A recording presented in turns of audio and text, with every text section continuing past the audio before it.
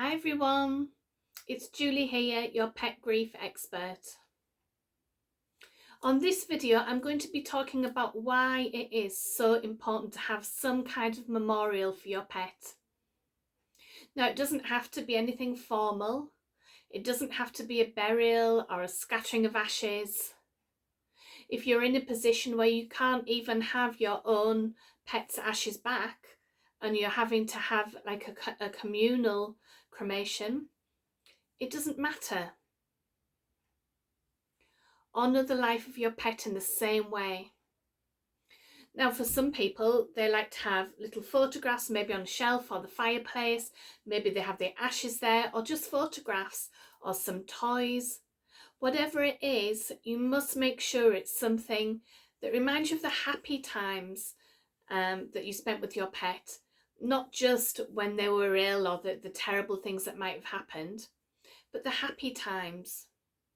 It might be that you don't have a space in your house, or you don't want a space in your house just for that.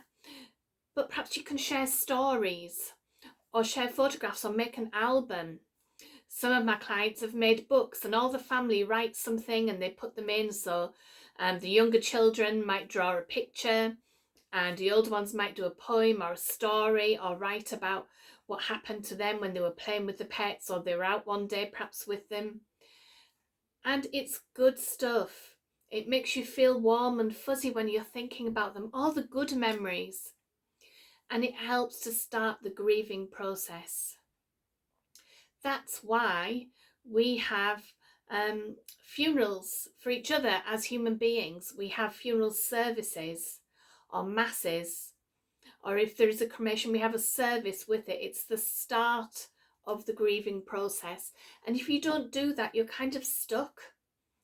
And if you feel like you're stuck and you can't bear to have anything of your pet around, or you can't bear having the ashes back, or you're worried about them coming back, get in touch for your free initial consultation. Have a look at some of the other videos.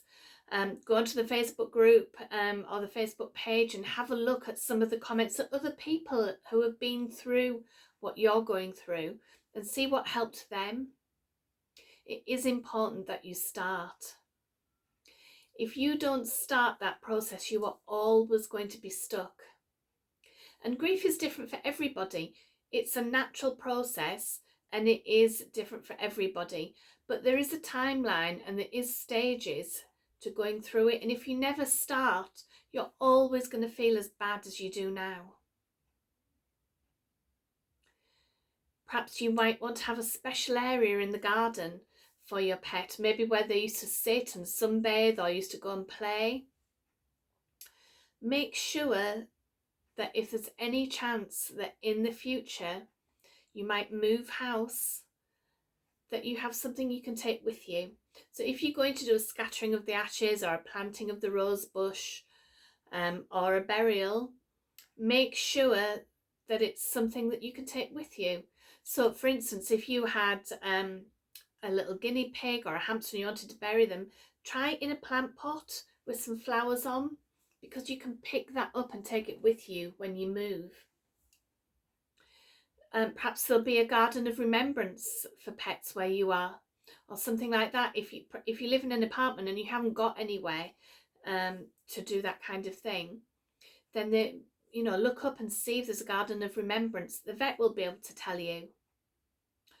Or just go for a walk in a special area out, maybe in the woods, or if you live by a beach or a park, and just sit and maybe have a particular bench that you go and sit on when you think about your pet.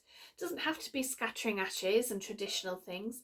It's whatever is right for you to be able to go to that special place at times when you need to. And there will be times, there will absolutely be times when you need to go and just sit there and just breathe and just think about all the lovely times that you had with your pet. You're going to miss them.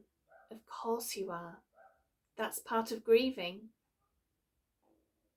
You loved them. They're going to leave a huge hole in your life. Of course you're going to miss them.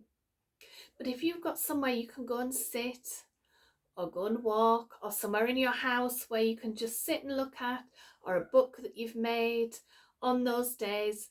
Perhaps it's coming up to a birthday or a holiday or the anniversary of the death or the anniversary of when you got your pet. Then, you know, perhaps you want to have a little get together with a few members of your family, maybe light a candle or maybe raise a glass of wine, whatever it is that you need to get you through. As long as it's a celebration and not a dependency, it's perfectly all right. You do the things that you need to do, but it is important to make some kind of memorial.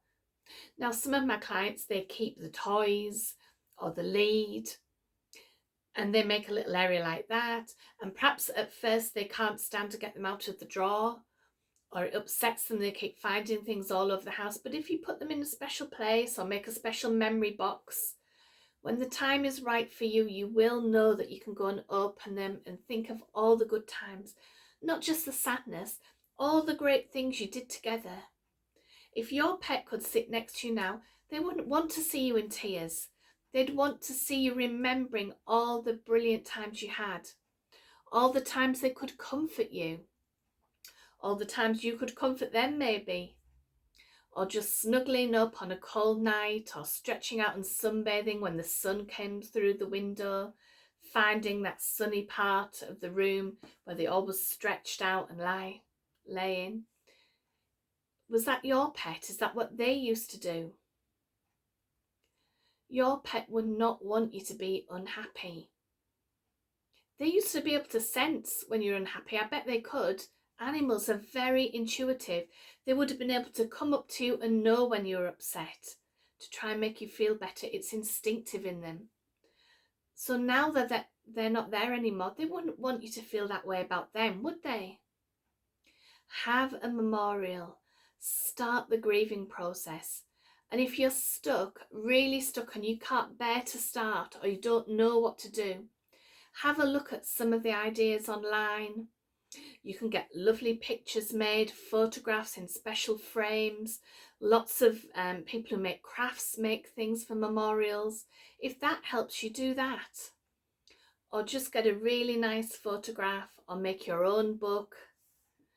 Maybe make a screensaver on your computer of all the photographs that you had. And make sure that every time you turn the computer on, you think of the happy times. Not every time you turn the computer on, you're going to get upset. If you think that's going to happen, don't do that. Make a book or something that you can put away and get out when the times are right for you. And I hope that this has helped you some way. Again, go to the website if you need to get in touch with me, leave me a comment. Look at some of the other videos, see if they help. Have a look on social media, there's lots of help out there. Don't struggle in silence. Get some help and start with the memorial of your pet. And I hope that this has helped you. Bye for now, and I'll see you on one of the other videos.